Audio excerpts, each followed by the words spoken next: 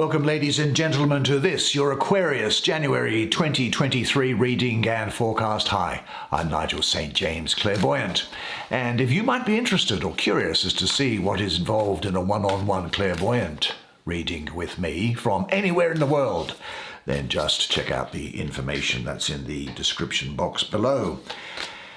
And you can see how easy it is for that to happen from anywhere in the world. Now, as the subscribers know, we don't have any video advertisements breaking into the content here, so you get to enjoy the experience uninterrupted. And by the way, if you haven't seen your 2023 annual forecast, then just check out the playlist on my channel and you'll see a heading called, amazingly, 2023 Annual Readings, Star Signs.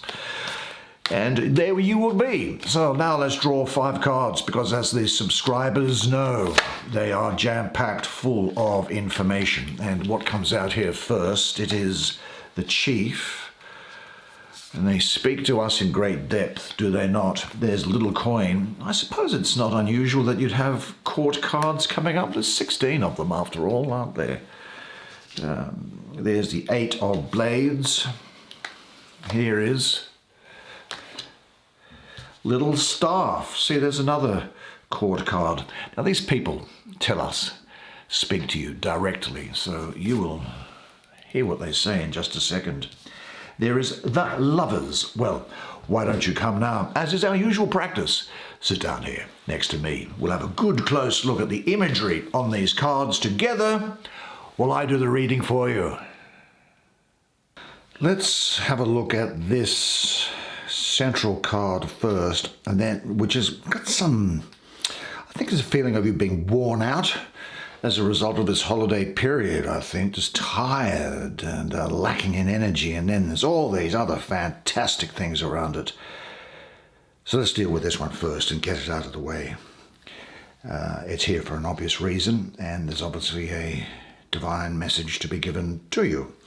So let us look at the astrology first. This is the 8 of Blades. Now it's Saturn ruling the first decan of Pisces, that 19th of February through to the end of February. What is it, the 28th or the 29th?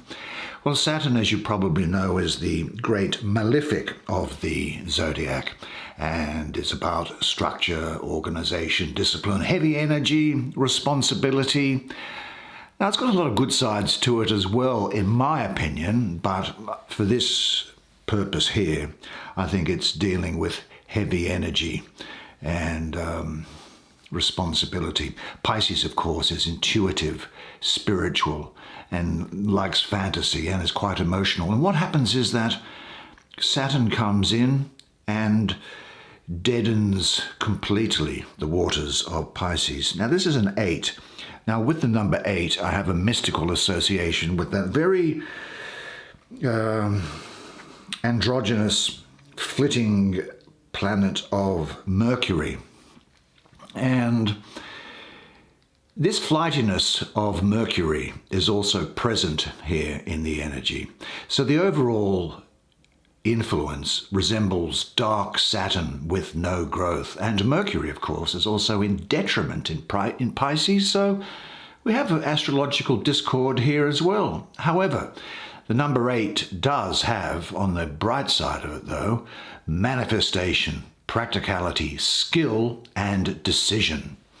Now that's interesting, because when this 8 of Blades comes slashing into your life, you begin to experience indecision, funnily enough, and restricted thinking that maybe blocks your energy to progress forward. Now this experience can bring lack of direction, conflicting thoughts, and that repeating mental tape, you know the one, with no plan or solution in sight. Now you get confusion coupled with the absence of self-confidence, maybe. At this time, although that shouldn't be an issue with you ordinarily, I wouldn't think, and it can create feelings of vulnerability. But the 8 of Swords indicates a mental state that has the potential to just immobilize you, to keep you still and stopped. Now, the solution here is to take the needed time out to review what put you in your present situation in the first place, so that you can regain your mental balance. The gift of this energy is seeing life in a broader spectrum of understanding and clarity. In a sense, I feel that there is an overworked, tired mind that is fearful of making the wrong choice. You may feel powerless or just in a mental whirl, and that can make you sometimes feel lost or helpless, or at a standstill, really, more than anything, I suppose. And there's no solution which is coming straight to you.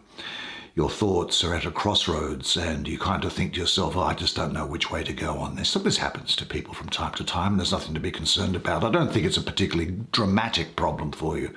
It's something which has obviously got some reason to be here, and we'll explore it now, I think. Now, the path of this Eight of Blades, though, leads you to a place where there is a need to quiet your mind, and it's not really the time to make any big decisions. Rather, it is a time to regroup and to reconnect to your inner power and spiritual intellect. The mind and the heart need to regain balance. Now, prayer, meditation, even just taking time to walk in nature will begin to ease the thoughts running around in your mind. Obstacles, fears, blocks, and discord are lessons that we all experience on our own respective paths. So just take the time to recognize what you think is holding you back. Detach yourself from it. Detach. Use that fine mind of yours. Your goal is to abandon your conflict and create a balance with the ego and the heart merging with divine intellect. Now, on your path to self-discovery, this Eight of Blades will present you with test after test to awaken your true self, empowering you to surpass life's constant interference and blocks. And they are constantly around, and it brings the opportunity to see life from an expanded view and with a clear perspective. Now, if there is a need for guidance, ask, whether it be from a friend, a counselor, or from your spirit guides, because you do have them. Ask, because sometimes the answer is so simple. Do you know, the acceptance of our sometimes burdened state of mind is in reality the acceptance of our Creator's perfection. One of our biggest mistakes is to ignore what happens within us. There is no shame in letting your Creator know that you are falling and that you need Him to pick you up. The fall of the ego becomes the rise of the soul. Your soul wants to meet you. It wants to breathe. It wants to speak. It wants to see with the clarity of the eyes of your heart. These eyes of the heart are the eyes bestowed directly upon you by your Creator to witness Him and His pleasure. The friends of the divine are not in search of their own eyes, they are in search of His eyes. But you shake that off, because here there is, abutting it, the chief. Number 4, the chief, Major Arcana 4, which you might ordinarily know as the Emperor, but here it is pleasingly seen as being a woman. Now, the chief's armor is adorned with large diamonds representing divine guidance, love, and the strength to charge forward with any endeavor you wish. Now, on each shoulder rests the intensely magnetic energy of 2 women who balance the masculine and divine feminine wisdom. Now, a proper leader is not simply brash in their command. Empathy and sympathy are powerful tools and essential to the charisma and trust that a leader, like the chief, must build with their people. The fur of wild game around the shoulders not only provides warmth and protection, but is also a reminder to stay grounded with gratitude for all that you have been blessed to acquire to date. Now, the number 4 is interesting for me, and particularly for you this month, because it represents aspects of the physical world. 4 directions, 4 seasons, 4 elements, 4 phases of the moon, 4 basic geometric figures like the circle, the square, the line, and the triangle, and I'm sure there's plenty more. 4 represents completion and starting something new from a strong foundation. Now, the chief protects her kingdom by creating a strong and solid foundation, a safe, secure place where you can think and balance your emotions and thoughts rather than reacting from a survivalist position. Now, the chief brings the idea of inward and outward journeys with language and communication. The chief here guides you to find your personal power and leadership abilities. You are going to have strong leadership ability during this period, and it's going to be recognized by other people. Now, remember when you were young, your innocence and vulnerability was influenced by the rules and traditions of family structure and society, wasn't it? And when you grew older, a personal code began to develop, and your personal power came into play. As a young adult, you began to question limiting beliefs and patterns that didn't fit your principles. Well, by recognizing and living what is true to your heart and soul self, you gain your personal power. The chief's yin energy gives you vision and vitality to start new projects or express new ideas. She teaches you how to set boundaries and how to develop your gifts and talents. She shows you how to empower others, which in turn empowers you. This chief brings to you a new dawn to express your gifts and ideas and to experience life to the fullest. The chief is full of adventure, wanting to travel and explore the world. Her energy is high and ready to move. Use the wisdom of the chief and honor what your heart speaks true. Build new, solid, strong, and secure foundations in your life. Tap into your personal power and explore your potentials, igniting new ideas. The chief reminds you to maintain your personal boundaries.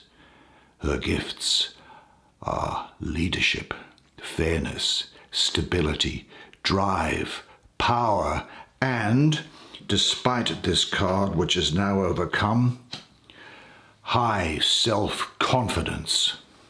Now, there was another major arcana around somewhere. Where is it? Here it is. Yeah, that's an interesting picture. The Lovers.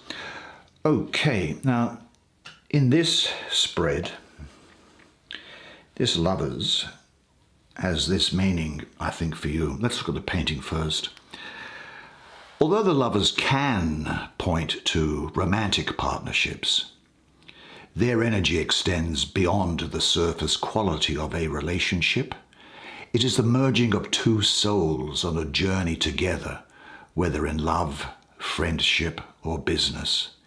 It is the journey of the soul within the self. Are the Lovers whom they seem to be? Or is the one emerging from behind another self? They are both connected by the crown of flowers and the spirals decorating their skin. These spirals signify the cycles of life and your flow within it. At their crown is a floral arrangement that emerges from the skull, almost like an exposed brain. Maybe artistically a beautiful depiction of minds that are unified, full of growth, transformation, and opportunity. Now, one of the lessons, I think, of the Lovers for you this month is to love and honor yourself first before you can truly open and love another authentically. If you don't love yourself, you don't know the value of what it is that you are providing. And if you don't understand what love is by loving yourself, how can you assess the value of what somebody is offering to you? You see, from this place, you mirror only genuine love, attracting the equal light of another that will bring expansion to your heart and emotional fulfillment. Now, within a relationship, you should never feel limited, restricted, or restrained, nor should you do that to another. When two hearts share the same love, peace, and understanding, the relationship is stronger than any adversity can try to unsettle. Now, everyone has probably experienced let's have a closer look at it again. Everyone has probably experienced I just lost the train of my thought there. I experienced the feeling of love on some level. The feeling of walking on air, the initial infatuation. Everything around you seems brighter, more alive, more connected. Passion is high. It's through the roof, isn't it? There's nothing like new lover sex. Now, the lovers symbolize this feeling, but it goes much deeper. It represents a committed relationship. The lovers represents a strong partnership that is genuine and harmonious, bringing trust and spiritual strength, surrendering their hearts to each other without fear. Their relationship expands and stretches the physical and the spiritual self to connect at a deep and unexpected place of the heart and soul. You have a kindred understanding of the gifts of true love and the sensuality and sexuality that goes with it. You know, the lovers symbolize a committed, strong, romantic relationship for you this month that keeps growing and spiritually expanding toward a deeper understanding of your inner self, your partner, and your relationships to the outer world. It awakens your free will to make choices in life that support your heart's evolution on a spiritual path. Now, in this context, I'll say this also, that it doesn't necessarily have to be romantic. It can just be a platonic friendship which is deepening here. It doesn't have to be romantic love that's involved. This card, you see, asks, are the choices you make in relationships coming from a balanced, integrated place? Now, if they're not, identify the opposing aspects within yourself and how they affect your external life. Internal struggles between your dualities can create negativity that projects outwardly. You realize that, don't you? Addressing your inner conflict, balancing the dualities, trusting and loving yourself can heal the struggles from the past. The lovers signal a time for choices and decisions to be made. And this energy here, it brings the gifts to you this month of peace, harmony, beauty, love, and trust. It indicates a deepening relationship. It speaks of marriage for some, or a strong bond between two people. Now, the other thing that I'd quickly say in relation to this Lover's card is that very often it's necessary to forgive. And in order to offer love freely and wholly and totally, it's necessary to sweep away the hurts and the tears that came from the past, even with the person you're with, but more often with other people, which is baggage, is what I call it, carrying baggage with you. Now, I'm not suggesting that tears are inappropriate, because the tears you shed, well, they water the gardens in your heart. But what is necessary to do is to get rid of baggage and to forgive events, situations, or people that caused you to have tears in the past. And I know you say, forgiving, how do you do that? That's impossible. Look, forgiveness is what releases you, and it makes you clear and crystal clear and able to love fully and to grow a new heart if you can forgive. See, forgiveness is giving up the hope that the past could be any different Now, I know that you may think that forgiveness means accepting what has happened to you. Well, I don't mean that at all. What I do mean is accepting that it has happened to you, not accepting that it was okay for it to happen. It is accepting that it has happened. And now, what are you going to do about living your life? You see, forgiving is giving up the hope, not holding on to the hoping and wishing that it could have been any other way than it actually was, giving up the hope that the past could be any different. And when you get that, it will take you to the next level of being a more complete person, because you don't hold grudges for anything or any situation or any person. When you let go, the past does not hold you in a prison cell or hold you hostage to life and love. So then let's have a look at these other couple of young people that are here. This is, first of all, Little Staff. Little as in L-I-L. Okay, let's have a look and see what you have to tell my friend here. Well, this wants to bring passion and creative energy into action. His desire is to express spiritual unfoldment into his physical world. Now, he is the initiate, holding the, well, I guess something like the magician's wand here in the background. And he is fiery adolescence who is courageous, curious, ambitious, and daring. There's a restlessness inside of him, urging him to advance forward and start something new. You get out of these doldrums, you see. This is you here. I can see it here. He's the ultimate adventurer, passionate and energetic, with a love for life. And he has the gifts of vision and intuition that flow through him with universal inspiration. Now, his elements here are earth and fire.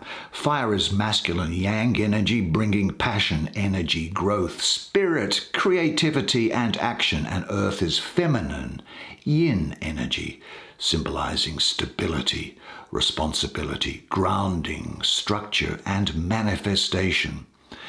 Now, the earth benefits from the inspirational qualities of fire, adding a sense of adventure and the spice of the hero's journey or the heroine's journey.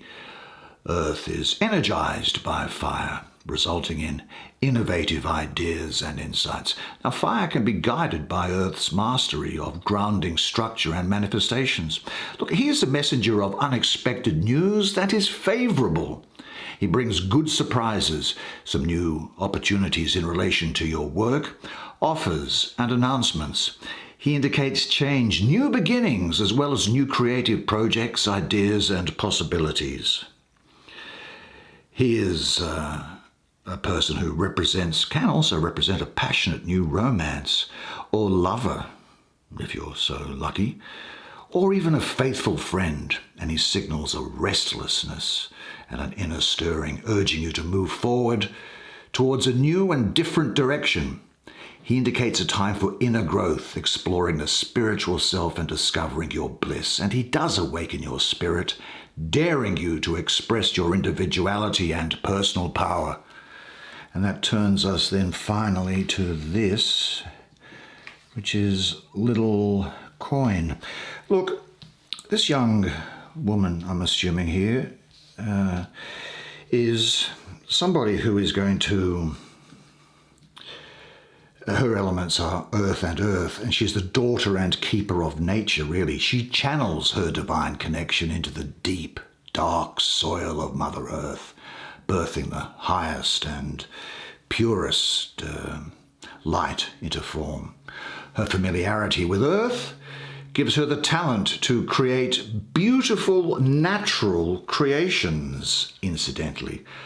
Positive double earth grounds any idea into beautiful gifts that can help humanity, I go so far as to say, as well as people around you. Now, she is also the messenger of good news. She indicates the beginning of new opportunities, projects, ventures, jobs, or a solid relationship. Well, this is all a similar theme here for you, isn't it? She signals endeavours beginning to take form. Opportunities open up for earning money and for financial support. And she can symbolise an apprentice or a student learning new ideas and skills, but she brings a very creative time that can expand into new insights and horizons. I've got to say that there's an indication of pregnancy here, so you're going to hear something about that. And in relationships, she brings a romantic partnership that has matured, maybe an engagement or a proposal, and indicates that it's time to appreciate the environment. And she signals it's time to really quiet yourself by being in nature and listening to its messages. She brings you, though, peace, healing, and balance. Well, I must say, what a fascinating deck of cards for you. Well, spread. Well done, you. Well, if you're like me, I think you will find the imagery on these cards striking and captivating. Now, I know that this is going to be a good month for you, so well done and all the best to you for 2023. Now, remember this until I see you next time, and it is this, that you are a legend, and I look forward to seeing you again next month. And until then, it's bye for now.